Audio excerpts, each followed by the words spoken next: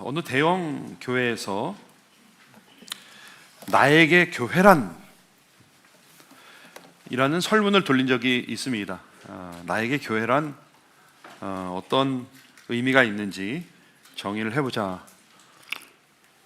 보니까 좋은 통찰력 있는 대답들이 굉장히 많이 있었는데 제 눈길을 끄는 대답이 몇 개가 있었습니다. 그 중에 하나는 나에게 교회란, 어떤 사람이 욕실이다. 욕실. 한 주간 동안 죄가 많아서 교회 가서 씻어야 된다, 이런 대답이 있었어요. 또 다른 사람은 나에게 교회란 뭐냐 했더니 침실이다. 일주일 동안 공부하고 학원 다니는데 교회 가면 잘 잔다. 저는 이 대답을 보면서 좀 마음이 아팠습니다. 일주일 내내 학원 다니고 공부하고 있는 아마 고3의 답변이 아니었나 싶습니다. 여러분에게 교회란 무엇이고 어떤 의미입니까? 우리는 무엇을 믿는가? 사도신경도 지금 절반을 이제 넘어서고 있습니다. 하나님, 예수님, 성령님, 성부, 성자, 성령에 대해서 우리가 무엇을 믿는가에 대해서 그나마 좀 간략하게 살펴보았고, 오늘은 이제 교회에 대해서 살펴볼 예정인데 조금 분량이 많아서 두 주에 나눠서 우리가 생각해 보려고 합니다. 약간 준비하면서 제가 너무 이게 약간 수업하는 느낌이라 잘 들어왔어요. 첫 번째, 교회의 기원. 가장 먼저 교회가 무엇이냐? 일단 뭐 단어 좀 정리부터 좀 해야 될 것 같아요. 교회가 뭐냐? 교회라는 말은 그리스어로 여러분 한 번씩 다 들어보셨을 거예요. 에클레시아 들어보셨죠? 한번. 에클레시아라는 그리스어 헬라어입니다. 근데 이 에클레시아라는 말은 에크라는 말과 칼레오라는 말의 합성어인데, 에크라는 말은 뭐뭐로부터 뭐 이런 뜻이고, 클레오라는 뜻은 부르다, 콜. 여기서 이제 콜, 처치 이런 게 다 나왔어요. 이 콜이란 뜻이에요. 즉 에클레시아라는 말은 부름을 받은 사람들이라, 이렇게 말 뜻, 단어 뜻을 그대로 풀면 이렇게 되어 있습니다.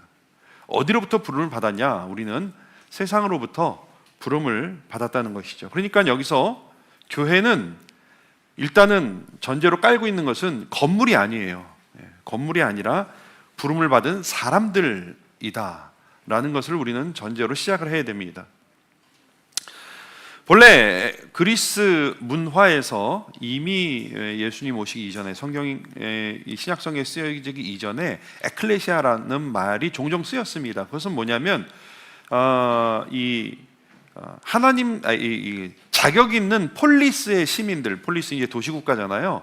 그러니까 이미 자격 있는 폴리스의 시민들의 어떤 집회, 모임, 이것을 에클레시아라고 이야기했습니다. 이것을 우리가 가져와서 교회에 적용하면 자격 있는 하나님 나라의 시민들의 모임쯤 되겠죠. 그러니까 여기서 포인트는 뭐냐면 교회라고 하면은 우리가 건물, 어떤 뭐랄까요, 이런 뭐 단체 이런 것을, 어떤 기관 이런 것을 연상하는데, 그것이 아니라 믿는 사람들의 모임이다라고 하는 것이죠. 이 에클레시아와 평행을 이루는 히브리어는 이제 구약에 카할이라는 단어가 있는데, 이것은 이스라엘 백성들의 모임, 백성들의 집회, 이런 것입니다. 그러니까 교회는 건물이 아니라 믿는 사람들의 모임이다라고 하는 것이고, 그럴 때 바로 우리가 교회예요. 우리가 교회, 그렇죠? 네. 이것을 확실히 해야 돼요. 여러분, 교회는 주최 측이 아니에요. 교회는 주최 측이 아니라 우리가 바로 교회고, 우리가 에클레시아입니다. 자, 그런데 이런 교회는 언제 시작되었을까요? 누가 도대체 이 교회를 만들었을까요? 교회의 기원은 생각보다 굉장히 선명합니다. 예수님이 공생애를 하실 때 3년 차, 그러니까 마지막 3년 정도를 사역하셨는데, 마지막 해 그 사역이 절정에 이르렀을 때 예수님이 제자들에게 가이사랴 빌립보라는 곳에서 제자들에게 물었습니다. 뭐랄까, 요즘 말로 하면 여론조사를 한 거죠. 물어봤어요. 야, 사람들이 나를 누구라 하느냐? 이렇게 물어봤어요. 그러니까 제자들이 여론을 수집해가지고 예수님께 보고를 했는데, 세례 요한, 더러는 엘리야, 어떤 사람은 예레미야나 그런 선지자라고 이야기합디다, 이렇게 보고를 합니다. 물론 성경에 그렇게 나와 있지 않지만 예수님께서 약간은 실망하신 느낌으로 제자들한테 이제 물어보셨어요. 야, 그러면 사람들은 그렇게 나를 이렇게 얘기하는데 3년 동안 그래도 나랑 동고동락한 너희는 나를 누구라 하느냐? 이렇게 물어보셨어요. 그러니까 그때 갑자기 베드로가, 정말 의외죠. 베드로가 뭐라고 대답하냐면, 그 유명한 주는 그리스도시요 살아계신 하나님의 아들이라고 하는, 우리 그 앞에 지금 사도신경 앞부분을 다 그대로 그냥 한마디로 요약해서 대답을 한 거예요. 주는 그리스도시요 살아계신 하나님의 아들입니다, 이렇게 대답을 했어요. 예수님도 내심 적잖게 놀라신 것 같아요. 그래서 야, 정말 네 머리에서 나올 수는 없고 하나님이 알려주신 것 같구나, 이렇게 말씀하시면서 예수님이 뭐라고 말씀하셨냐면, 이렇게 같이 한번 읽어봅시다. 시작. 너는 베드로라, 내가 이 반석 위에 내 교회를 세우리니 음부의 권세가 이기지 못하리라. 여기서 예수님 지금 이제 워드 플레이를 하고 계시는데, 이 베드로는 그리스어로 페트로스라고 발음을 하고요, 반석은 페트라라고 발음을 합니다. 그러니까 너는 페트로스지, 나는 페트라 위에 교회를 세울 것이다. 이게 베드로라는 말의 뜻이 이제 반석이라는 뜻이에요. 우리나라도 반석 많이, 이제 강반석, 이반석, 김반석. 네. 이 반석 위에 내가 교회를 세울 것이다, 이렇게 말씀하셨어요. 여기서 이 반석 위에라는 말을 이제 천주교에서는 어떻게 해석을 하냐면 베드로라고 이렇게 믿어요. 그래서 그 베드로의 수제자가 지금 누구예요? 교황이라고 생각하는 것이 절대적인 권위를 갖습니다. 왜냐하면 그 베드로라고 하는 사람, 그 사람이 중요하고 그 적통이 중요해요. 그래서 그 사람의 제자가 지금 이제 교황이라는 것이죠. 근데 우리 개신교에서는 이 반석을 베드로 개인이 아닌 베드로의 신앙 고백으로 우리는 믿습니다. 그렇게 받아들여요. 주는 그리스도시여 살아계신 하나님의 아들이라고 하는 그 신앙 고백 위에, 베드로의 신앙 고백 위에 교회를 세우시겠다고 한 것이라고 우리 개신교는 그렇게 받아들입니다. 아무튼 여기서 교회를 누가 시작했다고 지금 성경은 말하고 있는 거예요? 누가 세우신 거예요, 교회를? 예수님이 세우신 거예요.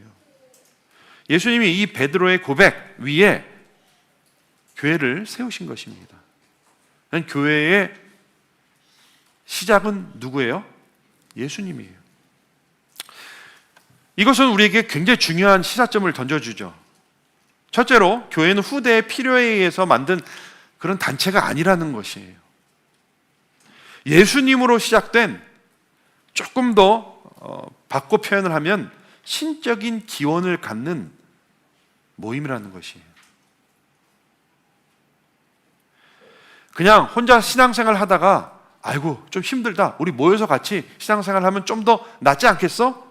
라고 그런 필요에 의해서 만들어진, 혹은 뭉치면 살고 흩어지면 죽는다, 그래서 좀 뭉쳐서 우리 좀 힘을 얻자 라고 하는 그런 인간의 어떤 상황에 의해서 나중에 그런 편의에 의해서 만들어진 게 교회가 아니라는 말이에요. 예수님이 친히 세우시고 시작하신 것이 교회고 믿는 사람들의 모임이고 공동체라고 하는 것입니다. 그러니까 우리가 교회에 대해서 시각을 바꿔야 돼요. 예수님이 친히 만드셨고 예수님이 시작하셨고 예수님이 의도하신 것이 교회라고 하는 것이 처음부터. 그래서 에밀 브루노라고 하는 신학자는 교회는 어떤 목적을 위한 수단이 아니라 목적 그 자체다, 이런 말을 했어요. 교회는요, 은혜 받기 위한 수단, 우리가 연약하니까 힘을 받기 위한 수단이 아니에요. 그것은 나중에 그런 기능이 있는 것이죠. 그런 수단이 아니라 예수님이 본래 목적하셨던 것이 교회였고, 목적하신 공동체가 교회라고 하는 것입니다. 여러분, 그렇기 때문에 교회는요, 선택 사항이 아니에요. 내가 필요해서 내게 요긴해서 다니는 것이 교회가 아니에요. 혹은 공통의 관심사를 갖고 모인 어떤 동아리나 클럽과 또 다른 것이에요. 예수님은 처음부터 교회를 의도하셨어요. 그렇게 의도한 공동체였고, 그렇기 때문에 기독교는 시작부터 교회였고, 교회로부터 시작하는 것이 기독교다 하는 것입니다. 그러므로 우리는 교회를 생각할 때 나 중심으로 이 교회가 나한테 무엇을 해줄 것인가 라고 생각하는 나 중심의 생각이 아니라 함께 교회를 이루어 간다는 그런 공동체적인 시각과 그런 사고방식이 필요하다고 하는 것입니다. 나 중심의 그런 생각이 아니라 공동체적인 사고방식과 액션이 필요한 것이죠.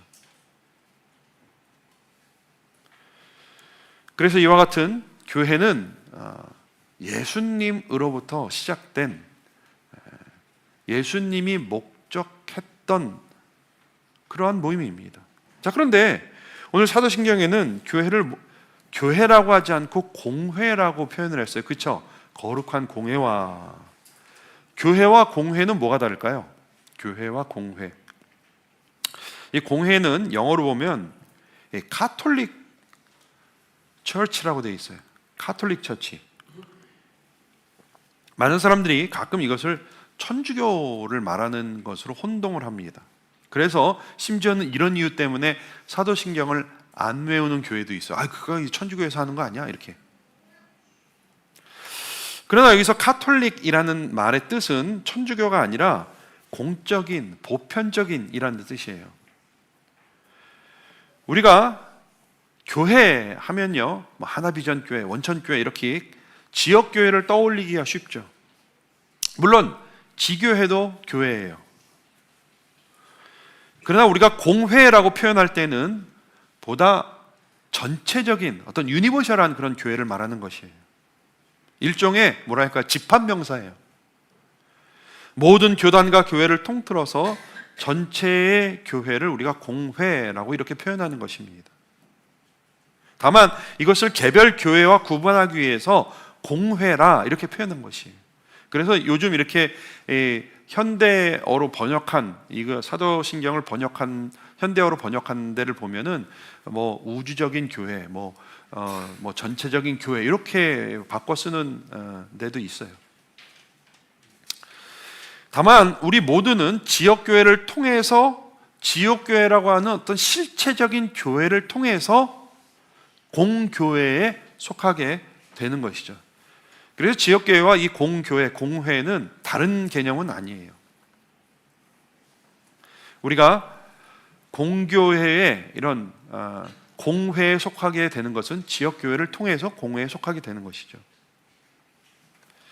아무튼 이처럼 거룩한 공회를 믿는다라는 말은요, 교회가 예수님이 처음부터 의도하신 공동체였고, 우리는 그 전체 교회 공동체의 일원으로, 부분으로, 한 부분으로 존재하는 것을 믿는다라고 하는 것입니다. 우리가 교회고 우리가 에클레시아인 것입니다. 이것이 거룩한 공회를 믿사오며 하는 그 고백의 출발선입니다. 자, 그런데 그 교회는 시작하면서부터 가진 특성이 하나 있어요. 특성이. 속성이라고도 할 수 있어요. 사도신경은 그것을 거룩함이라고 말하고 있습니다. 우리는 교회가 거룩한 공회다 하면서 그 앞에 교회를 표현하는 단어를, 수식어를 거룩한이라고 표현하고 있어요. 거룩한 공회를 믿사오며. 교회가 거룩하다 했습니다. 이 말이 이미 교회가 거룩하다는 말일까요? 아니면 거룩함을 지향해야 한다는 말일까요? 근데 아까 우리가 단어 풀이에서 이미 에클레시아라는 말에서 이미 거룩하다는 개념이 그 안에 들어 있습니다. 원래 거룩이라는 말은요, 국어서전에 보면 뜻이 매우 높고 위대하다 이렇게 풀어져 있어요. 영어로 보면은요, 성스러운 종교적 헌신 뭐 이렇게 사전적인 의미가 있어요. 여러분, 거룩하면 무엇을 연상하십니까? 저는 어려서부터 거룩하면은 좀 엄숙함, 조금 좋게 말하면 엄숙함, 나쁘게 말하면 인상 쓰는 것으로 생각했어요. 늘 거룩하면은 이렇게 이 교회에서 정장을 입고 이 성경을 이 옆에 끼고 이렇게, 그런데 이 구원받았으면 기뻐해야 되는데 늘 그렇게 엄숙하고 얼굴이 엄하고 뭐 잘못하면 혼나고, 저는 뭐 그 생각만 있어요. 근데 원래 성경에서 거룩이라는 개념은요, 그런 종교적인 어떤 뭐 엄숙함이나 뭐 진지함 이런 것이 아니에요. 어떤 신성한 의식 이런 것 말하는 것도 아니에요. 본래 거룩이라는 말은요, 베어내다, 잘라내다라는 말에서 나왔어요. 히브리어에서 보면요.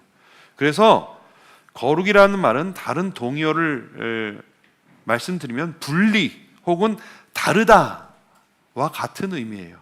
원래 그렇게 쓸 때는요. 그러니까 하나님이 거룩하시다는 말은요, 모든 피조물과 다르다는 말이에요. 어떤 종교적인 의미보다는 구별된 그런 뜻을 가지고 있죠. 그러니까 아까 에클레시아라는 말에서 이미 거룩하다는 의미가 포함되어 있어요. 세상으로부터 구별되게 불려서 콜을 받고 나온 무리들이라는 의미에서 이미 거룩함이라는 개념이 포함된 것입니다. 그러니까 교회가 거룩하다는 말은 종교적이라는 말보다는 세상으로부터 구별된, 세상과 다른 그런 공동체가 교회라고 하는 것입니다. 그러니까 거룩한 공예를 믿는다고 하는 것은 교회는 전혀 다른 가치와 전혀 다른 방식으로 존재한다는 것을 이야기하고 있는 것이에요. 교회는 세상과 전혀 다른 가치관과 세계관과 삶의 방식들이 있는 것이에요. 그렇게 구별되고 부르셨고 따라서 구별되게 존재하는 것입니다. 구별되지 않는 한 교회는 존재 가치가 없어져요. 그 순간 세상과 같은 가치를 추구하고 세상과 같은 방식으로 존재한다면 더 이상 교회라고 말할 수가 없어요. 그것은 마치 맛을 잃은 소금과 같은 것입니다. 그래서 다만 땅에 버려져 밟힐 뿐입니다. 예수님 당시에 이 팔레스타인 지역에서 소금은 주로 암염이었어요. 그래서 그 암염을 통해서 얻었는데, 암염을 이게 물에 담가 놓고 이렇게 있으면 이제 거기 소금기가 빠져요. 그럼 몇 번 반복을 하고, 그러면 거기서 소금기 빠진 물을 가지고 소금을 만들고, 나머지 요 암염에 소금이 다 빠지면 그 돌들은 어떻게 해요? 어떻게 하냐면 그냥 길거리 버려요. 그것이 바로 맛을 잃은 소금입니다. 그것은 길거리에 던져져서 사람들에게 밟힐 뿐이지 아무런 가치가 없어요. 교회가 구별되지 않으면 그 존재 가치가 사라지는 것이에요. 소금이 그 맛을 잃으면 버려지는 것처럼 교회가 구별되지 않으면 사람들에게 무시당하고, 표현이 그런데 무관심 당해요. 아무 효용이 없어집니다.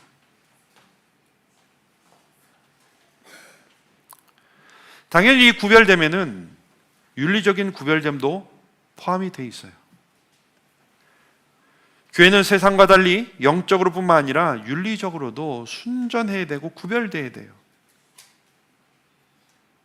자, 우리는 거룩한 공예를 믿사오며 라고 이야기하면서, 고백하면서 우리는, 교회가 우리잖아요. 우리는 얼마나 구별되어 있습니까? 영적으로, 물질적으로, 윤리적으로 삶에서 어떻게 구별되게 존재하고 살고 있습니까?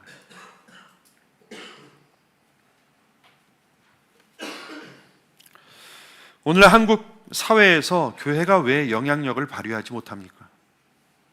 왜 조롱의 대상이 되고 있습니까? 그것은 구별되지 않기 때문이에요. 세상과 별반 다르지 않고 맛을 잃었기 때문이에요. 어떨 때에는 세상보다 더할 때도 있어요.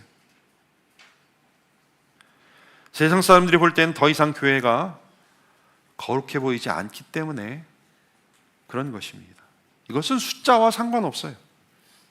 숫자가 많은 것으로 힘이나 영향력을 발휘하는 것과는 전혀 다른 것이에요.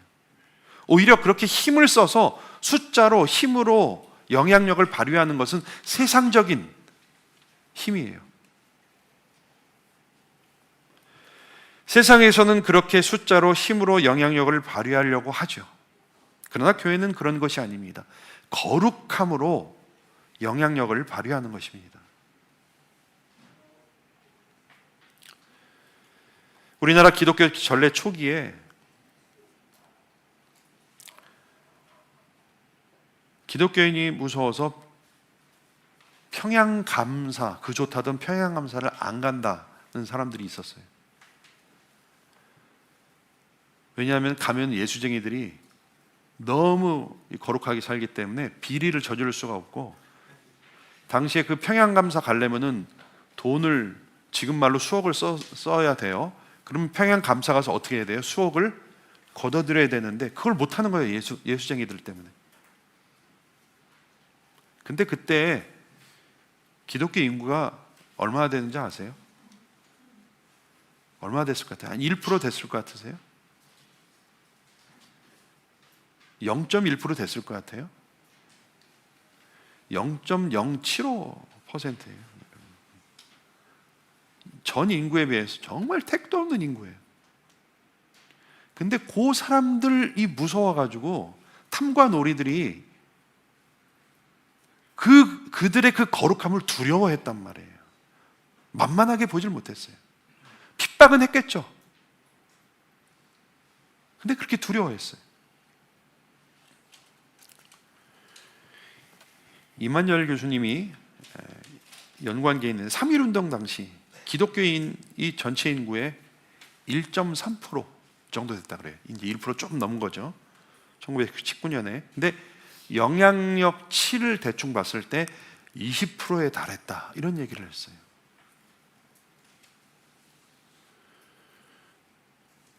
오늘날 어떤지 아십니까? 오늘날 그리스도인이 지금 통계상으로 줄어도 지금 20%예요. 개신교인이, 천주교인까지 합치면 30%가 넘어요. 3분의 1이 기독교인이에요. 그러나 사회는, 국가는 교회를 두려워하지 않습니다. 선거 때나 왔다 갔다 하지 거룩함을 두려워하지 않습니다. 그것은 우리가 수가 적어서, 줄어서, 돈이 없어서가 아닙니다. 거룩하지 않기 때문입니다. 거룩의 모양은 있지만 거룩의 능력을 상실했기 때문입니다. 우리는 얼마나 구별되어 있습니까? 우리는 얼마나 구별된 가치를 쫓고 얼마나 구별된 삶을 살고 있습니까? 우리 그리스도인의 영향력, 파워는 거룩과 경건에서 나오는 것이에요. 많이 이루고 많이 가져서 나오는 것이 아닙니다. 물론 지상의 교회는 완전하지 않습니다. 우리는 완전하지 않아요. 현재 진행형이죠. 아까 찬양에서 했지만 우리 함께 지어져 가는 중이에요.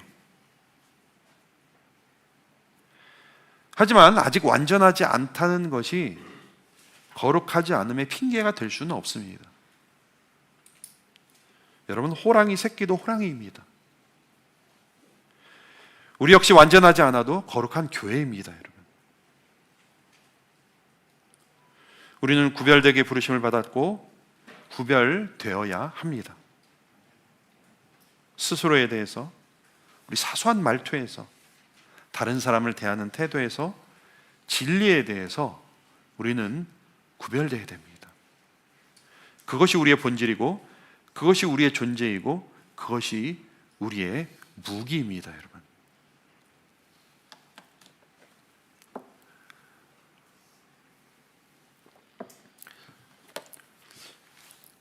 이렇게 교회는 신적인 기원을 가지고 거룩해야 한다는 것이 우리 사도신경의 고백에 포함되어 있죠. 근데 여기서 우리가 한 걸음 더 나가보도록 하겠습니다. 교회의 존재가 그렇다면 교회에게 주어진 사명도 있어요. 사명. 교회가 존재하면서 수행해야 될 일들이 있습니다. 여러 가지가 있는데 그 중에 두 가지가 있는데, 첫 번째는 세상을 충만하게 하는 사명이 있습니다. 좀 더 정확히 말씀드리면 만물을 회복시키시고 충만케 하는 그리스도의 수족으로, 손과 발로서의 사명이 있어요.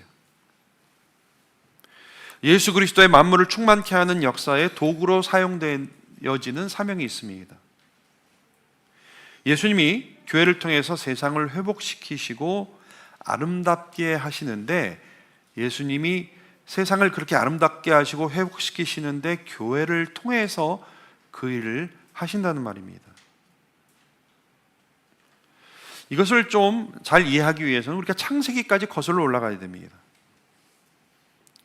하나님이 세상을 창조하시고 마지막에 하나님의 형상대로 인간을 창조하셨어요. 그리고 인간을 창조하신 다음에 인간에게 어떤 특별한 명령을 하셨는데, 한번 같이 한번 읽어봅시다. 시작. 하나님이 그들에게 복을 주시며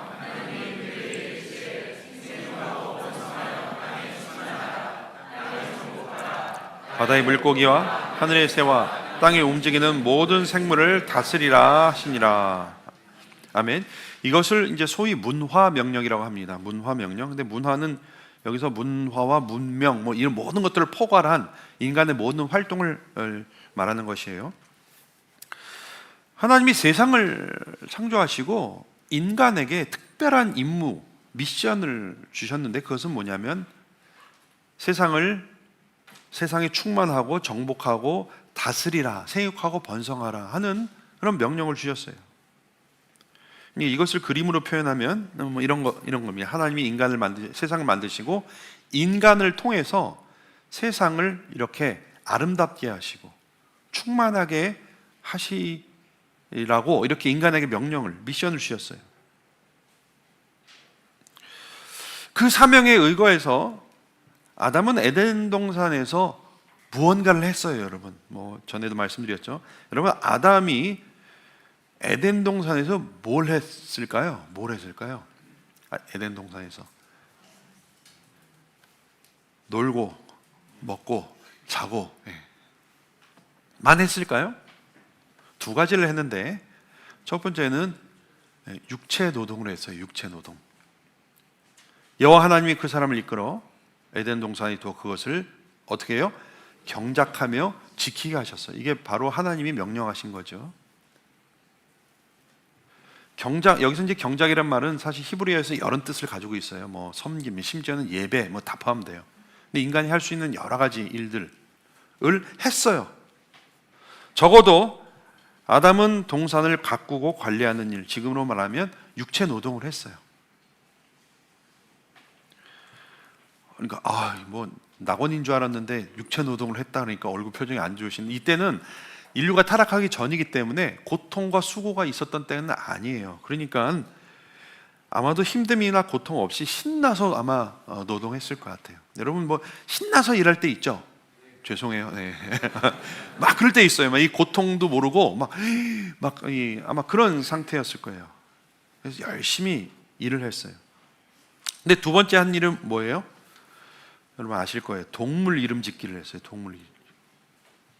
여호와 하나님이 흙으로 각종 들짐승과 공중의 각종 새들을 지으시고 아담이 무엇이라고 부르나 보시려고 그것들을 그에게 이끌어 가시니 아담이 각 생물을 부르는 것이 곧 그 이름이 되었더라. 이게 굉장히 중요한 의미가 있어요. 여기에는 이게 굉장히 상징적인데, 유대 개념에서는 이름이라고 하는 것은 그 사람을 의미해요.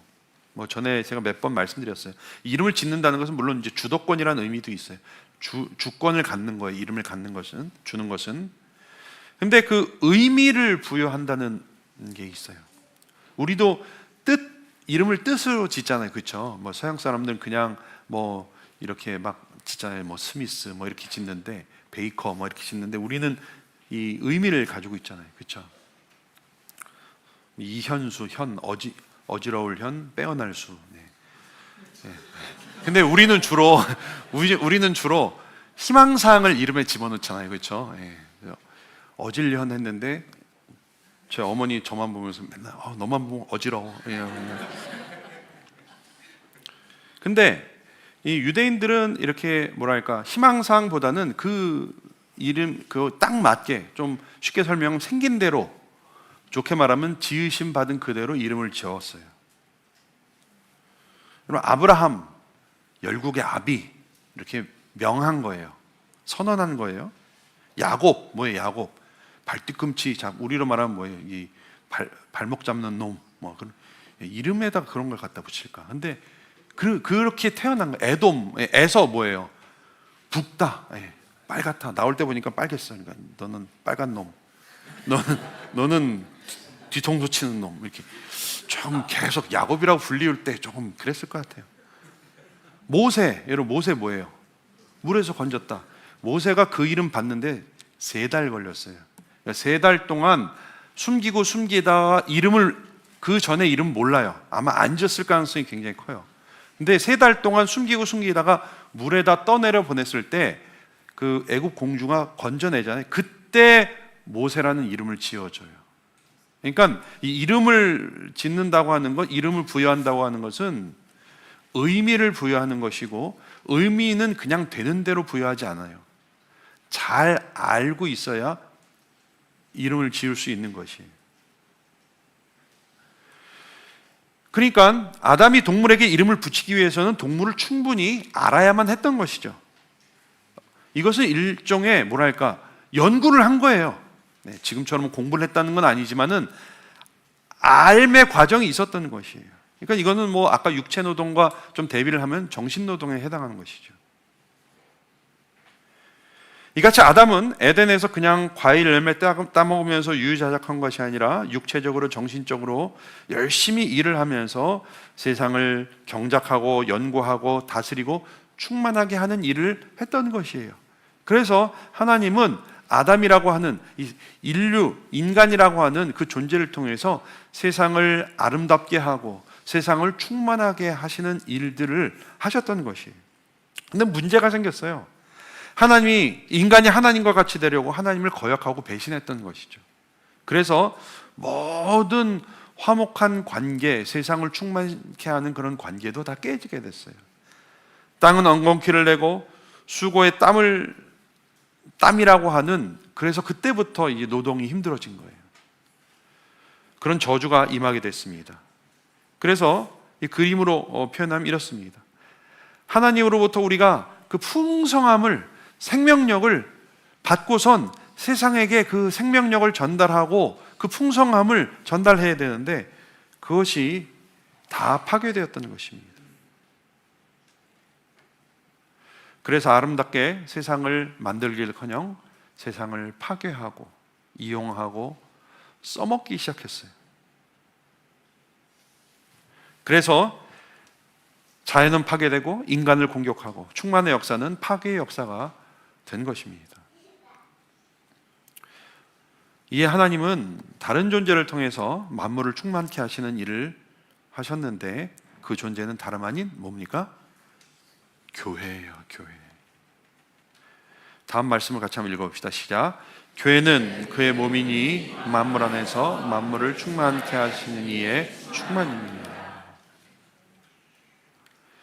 예수님이 세상을 충만하게 하시는데 교회를 통해서 이제는 세상을 충만하게 하신다는 것이.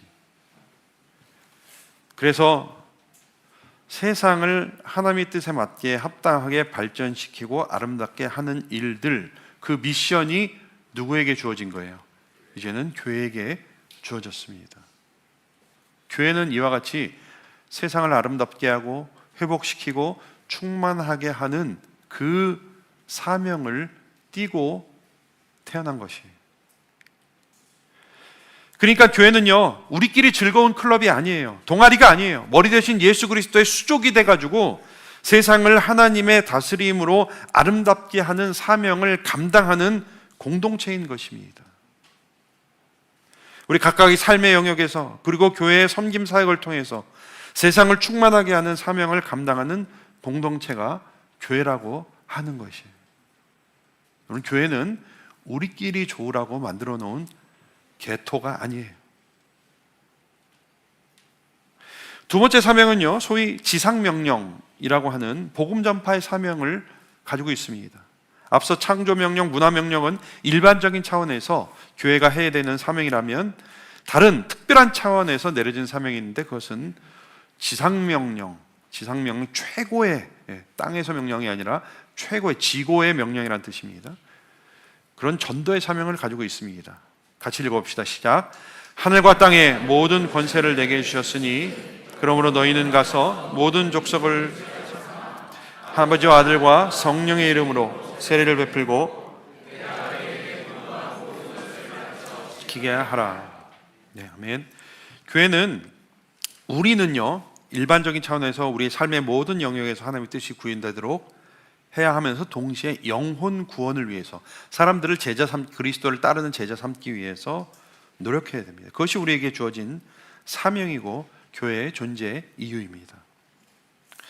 전도와 선교에 대해서는 얼마 전에 또 몇 번 강조해서 말씀드려서 간단하게만 말씀드리고자 합니다. 다만 분명한 것은 복음을 전하는 미션이 저희들에게 주어졌다는 것이죠.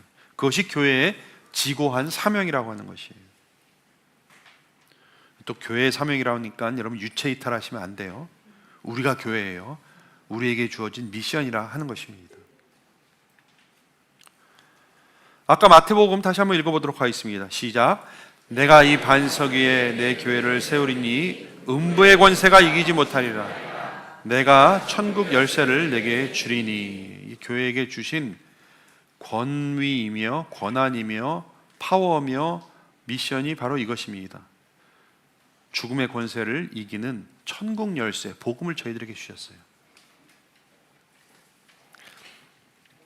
이것이 교회의 미션이라 하는 것입니다. 자, 교회의 두 가지 사명, 창조 명령과 복음 전파 명령을 생각할 때 우리가 도달할 수 있는 결론은 이것입니다. 교회는 자기 수양이나 돌을 닦는 집단이 아니라는 것입니다. 세상으로 보내진 존재라고 하는 것이죠. 우린 여기서 약간 모순된 진술을 발견하게 되죠. 교회는 세상으로부터 구별되게 부름을 받았으면서 동시에 세상에서 빛과 소금의 역할을 하고 세상을 회복하도록 보내진 존재라는 그 두 가지가 우리한테 동시에 존재하는 것입니다. 거룩하도록 부르셨고 거룩하게 만들도록 파송받은 것이 우리입니다. 자, 오늘 우리는 거룩한 공회가 어떤 의미를 담고 있는지 살펴봤습니다. 우리가 거룩한 공회라고 고백하는 것은 이런 의미이죠. 이 간단한 고백 안에 좀 요약을 했는데 같이 한번 읽어볼까요? 시작.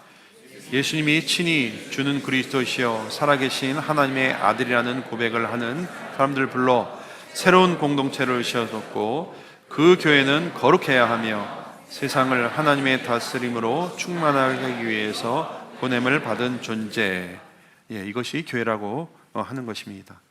감사하게도 우리 하나비전교회는 이러한 신앙 고백 위에 든든히 선 교회인 것을 저는 믿고 경험하고 있습니다. 예수님이 세우신 것이 교회이고 우리가 교회이고 거룩함이 우리의 속성이고 주신 사명을 잘 감당하는 교회가 우리 하나비전교회임을 믿습니다. 그렇게 계속해서 교회로서 살아내시는 저와 여러분들 되시길 주님의 이름으로 축원합니다.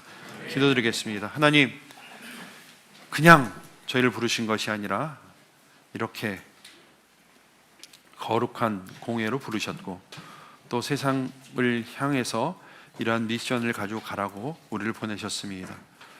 이러한 교회에 대한 분명한 인식과 또 주신 사명에 대한 분명한 실천들이 있게 하시고 그래서 우리로 말미암아 예수님이 처음에 의도하셨던 그런 아름다운 공동체의 모습과 또 귀하게 사명을 감당하는 공동체의 모습들이 넘쳐나는 우리 하나 비전 교회가 될 수 있도록 축복하여 주시옵소서. 예수님의 이름으로 기도드리옵나이다. 아멘.